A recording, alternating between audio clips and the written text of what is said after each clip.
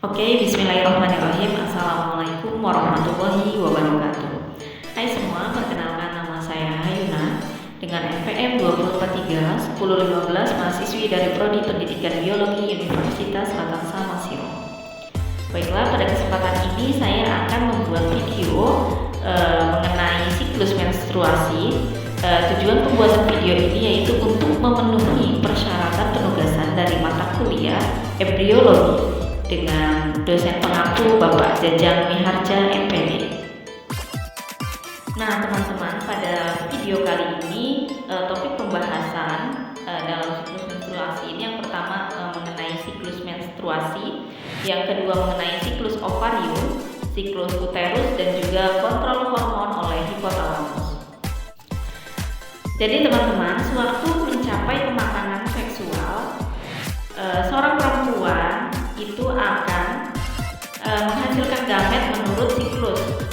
Ovulasi terjadi hanya setelah endometrium atau lapisan uterus mulai menebal dan mengembangkan suplai darah yang kaya, sehingga mempersiapkan uterus untuk implantasi embrio yang mungkin terjadi.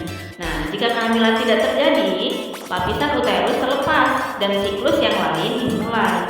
Nah, pelepasan siklus endometrium dari uterus yang terjadi dalam suatu aliran melewati serviks dan vagina, nah itu disebut dengan menstruasi.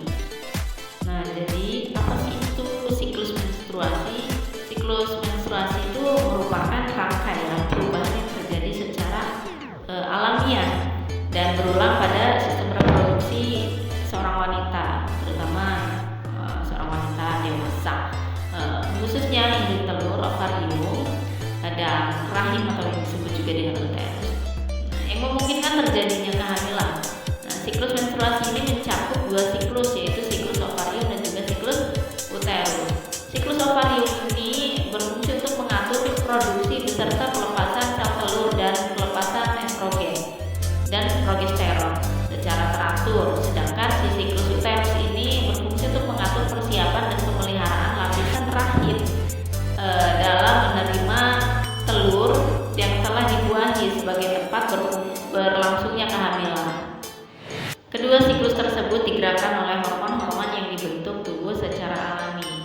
Ada hormon GnRH yang menstimulasi pelepasan hormon FSH dan LH.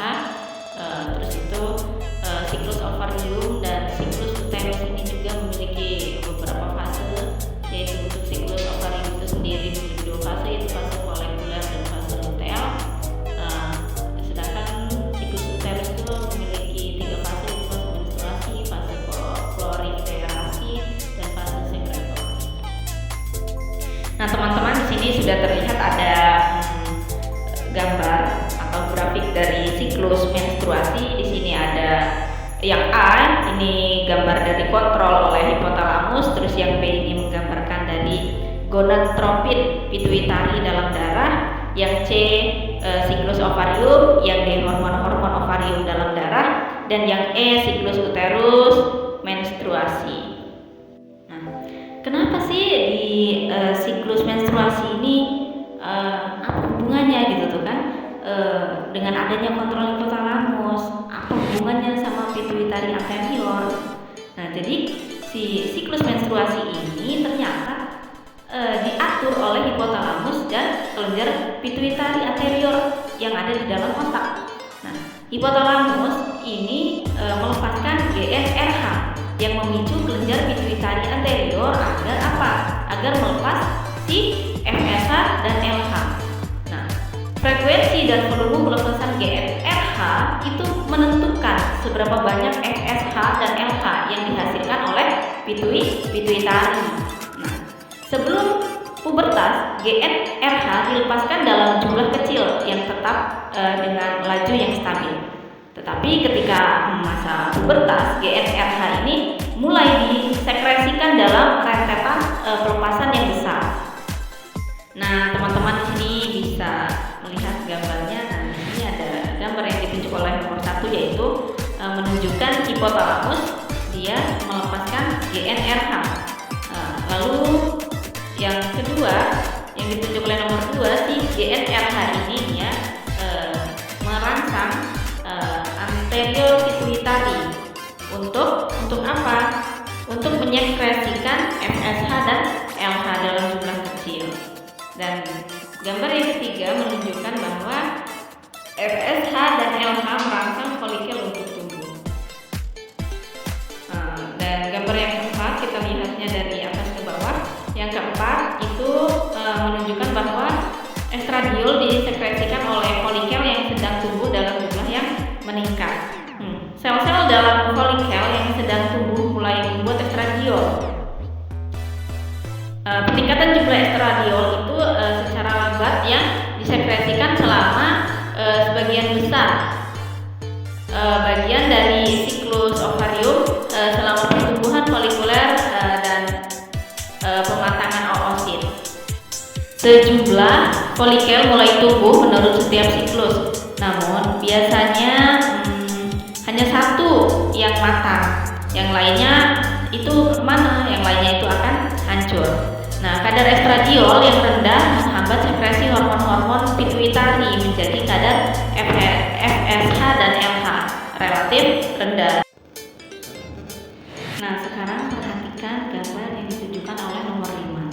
Nah, untuk gambar yang nomor 5 di sini, ketika si estradiol itu oleh folikel yang sedang tumbuh mulai naik secara tajam.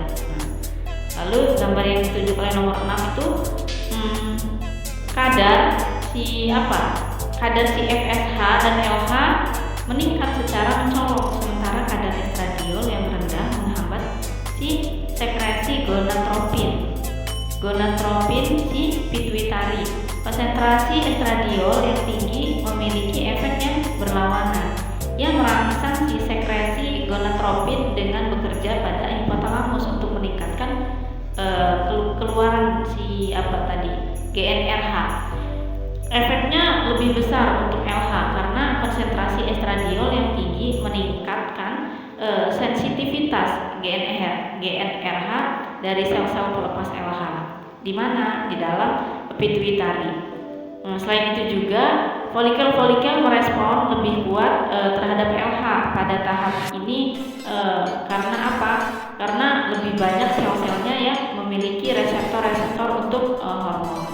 Peningkatan konsentrasi LH yang disebabkan oleh peningkatan sekresi estradiol dari folikel yang sedang tumbuh merupakan contoh perbalik yang positif. Hasilnya adalah pematangan akhir dari folikel. Folikel yang matang yang mengandung rongga internal berisi cairan tumbuh sangat besar, membentuk suatu pembengkakan di dalam permukaan ovarium. Fase folikuler berakhir pada ovulasi sekitar sehari setelah peningkatan kadar LH yang tajam. Sebagai respon terhadap kadar LH yang memuncak, folikel dan dinding ovarium di sampingnya pecah, melepaskan oosit sekunder. Jadi intinya teman-teman, pada siklus ovarium itu ada folikuler, ada fase folikuler, dan pada siklus uterus itu ada fase proliferasi. Jadi pada fase ini terjadi peningkatan hormon FSH, di mana hormon FSH ini yang menstimulasi kematangan folikel, yang mana dari folikel primer, sekunder, hingga akhirnya menjadi folikel yang matang, yaitu folikel de Graaff. Tadi itu kan folikel yang sudah matang itu disebut dengan folikel de Graaff. Pada masa ovulasi, si folikel de Graaff ini akan mengalami pecah, dan mengeluarkan oosit yang ada di dalamnya. Oosit apa yang ada di dalamnya? Yaitu oosit sekunder. Mengapa oosit sekunder ini bisa keluar, bisa lepas? Karena pada masa ovulasi ini terjadi peningkatan estrogen yang menyebabkan hormon FSH terhambat dan LH naik. Perhatikan gambarnya. Dan pada saat ovulasi dinding rahim itu mulai menebar, tapi enggak terlalu tebal banget. Dan setelah oosit sekunder lepas dari si folikel yang matang tadi, itu folikel de Graaff, oosit sekunder ini dia akan bergerak menuju ke tuba Fallopi. Ngapain dia di fertilisasi kalau si sperma datang.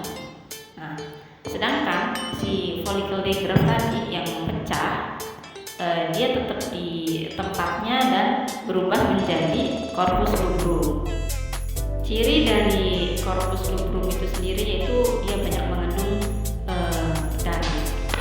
Lalu si corpus luteum ini dia akan berubah menjadi corpus luteum. Kenapa dia berubah menjadi corpus luteum? Karena pada saat setelah ovulasi itu terjadi kenaikan hormon LH. Nah, perhatikan gambarnya di sini. Pada saat ovulasi kan si estrogen atau estradiol itu kan naik, diikuti FSH turun, LH naik. Karena LH naik menyebabkan corpus luteum itu berubah menjadi corpus luteum. Nah, lihat di sini ada corpus luteum yang ditunjuk oleh nomor 8 nih. Corpus luteum ini sifatnya dia merangsang si hormon progesteron. Nah, fungsinya untuk menebalkan uterus, dinding rahim atau endometrium. Lalu corpus luteum ini berubah lagi menjadi corpus albicans, di mana corpus albicans ini dia sifatnya tidak mengeluarkan ataupun merangsang si progesteron maupun estrogen estradiol. Jadinya si grafiknya, kalau dilihat dari grafiknya, menurun dan terjadilah menstruasi. Jika tidak terjadi fertilisasi ketika si oosit sekunder ketika di tubuh fallopi tidak dibuahi oleh sperma. Jadi terjadilah menstruasi. Dan di sini juga saya telah memberikan keterangan gambar agar lebih mudah memahaminya. Nah, di sini yang pertama yang ditunjuk oleh nomor 1 yaitu seperti yang sudah dijelaskan tadi. Yang nomor 1 itu menunjukkan pelepasan GnRH dari hipotalamus. Yang kedua, gambar nomor 2 itu yang ditunjukkan oleh nomor 2 itu GnRH merangsang pituitari anterior untuk menyekresikan FSH dan LH dalam jumlah kecil. Yang ketiga, FSH dan LH merangsang folikel untuk tumbuh. Yang keempat, sel-sel dari folikel yang sedang tumbuh mulai membuat estradiol. Yang kelima, sekresi estradiol oleh folikel yang sedang tumbuh mulai naik secara tajam. Yang keenam, kadar FSH dan LH meningkat secara mencolok. Yang ketujuh, folikel mengalami pematangan. Dan yang kedelapan, LH merangsang jaringan folikel yang tersisa untuk bertransformasi menjadi corpus luteum suatu kelenjar. Jadi pada siklus ovarium, gambar yang ditunjukkan oleh nomor 8 ini dia sudah memasuki fase luteal.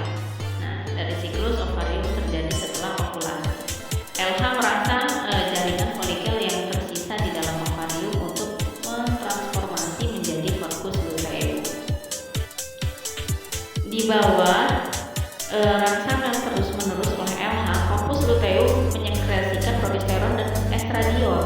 Nah, seiring naiknya kadar progesteron dan estradiol, kombinasi hormon-hormon steroid memberikan umpan balik negatif pada hipotalamus dan mengurangi pituitari, sehingga mengurangi sekresi LH dan FSH hingga kadar yang sangat rendah.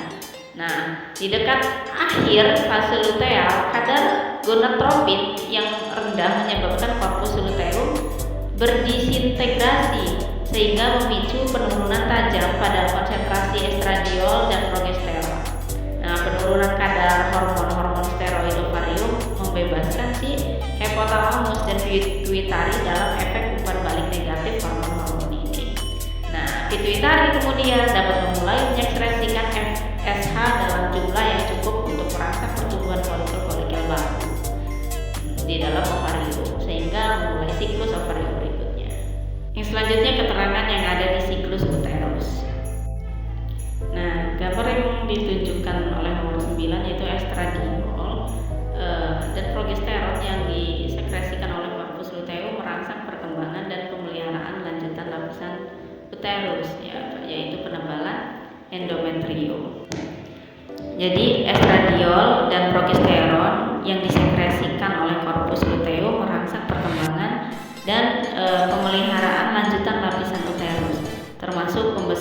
arteri-arteri dan pertumbuhan kelenjar-kelenjar endometrium. Nah, kelenjar-kelenjar ini menyekresikan cairan nutrien yang dapat mempertahankan embrio awal bahkan sebelum tertanam di dalam lapisan uterus.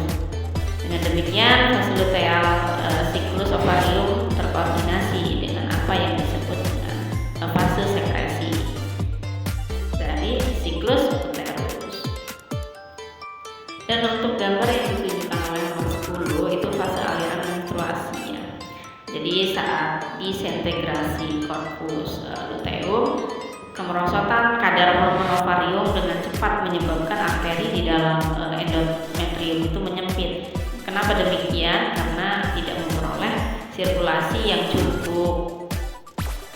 Kebanyakan lapisan uterus berdisintegrasi dan uterus sebagai respon terhadap sekresi prostaglandin berkontraksi.